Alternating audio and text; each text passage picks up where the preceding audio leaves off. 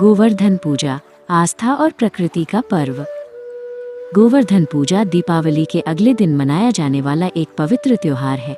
यह पर्व हमें भगवान कृष्ण की एक अद्भुत लीला की याद दिलाता है और प्रकृति के प्रति आभार व्यक्त करना सिखाता है।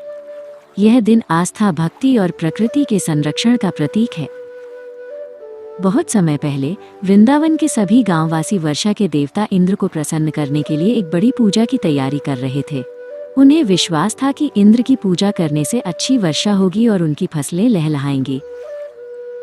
बालक कृष्ण ने बड़ी मासूमियत से अपने पिता से पूछा, पिताजी, हम इंद्र की पूजा क्यों कर रहे हैं?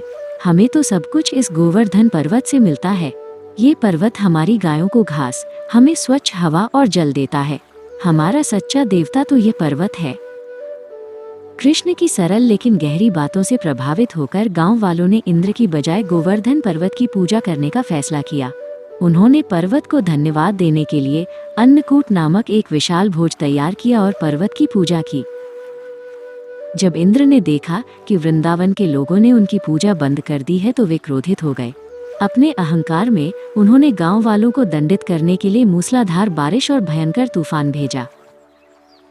विनाशकारी तूफान से डरकर सभी गांववासी मदद के लिए कृष्ण के पास दौड़े। अपने भक्तों की रक्षा के लिए बालक कृष्ण ने एक चमत्कार किया। उन्होंने विशाल गोवर्धन पर्वत को अपनी छोटी उंगली पर उठा लिया। वृंदावन के सभी लोग और जानवर उस पर्वत के नीचे आ गए और इंद्र के प्रकोप से बच गए। 7 दिनों और 7 रातों तक कृष्ण ने पर्वत को उठाए रखा और सबकी रक्षा की। अंत में इंद्र को अपनी गलती का एहसास हुआ। उन्होंने कृष्ण की दिव्य शक्ति को पहचाना और अपने अहंकार पर शर्मिंदा हुए। वे कृष्ण के पास आए, उनसे क्षमा मांगी और उनका घमंड टूट गया।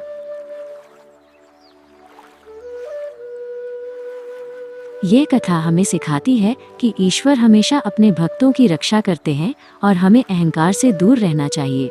तभी से हर साल गोवर्धन पूजा मनाई जाती है। लोग गाय के गोबर से एक छोटा पर्वत बनाते हैं, उसे सजाते हैं और उसे अन्नकूट का भोग लगाते हैं। गोवर्धन पूजा हमें भगवान कृष्ण के प्रेम और प्रकृति के साथ सद्भाव में रहने के महत्व की याद दिलाती है। यह गिरिधारी यानी पर्वत को धारण करने वाले प्रभु का आशीर्वाद पाने और उनके प्रति अपनी कृतज्ञता व्यक्त करने का दिन है।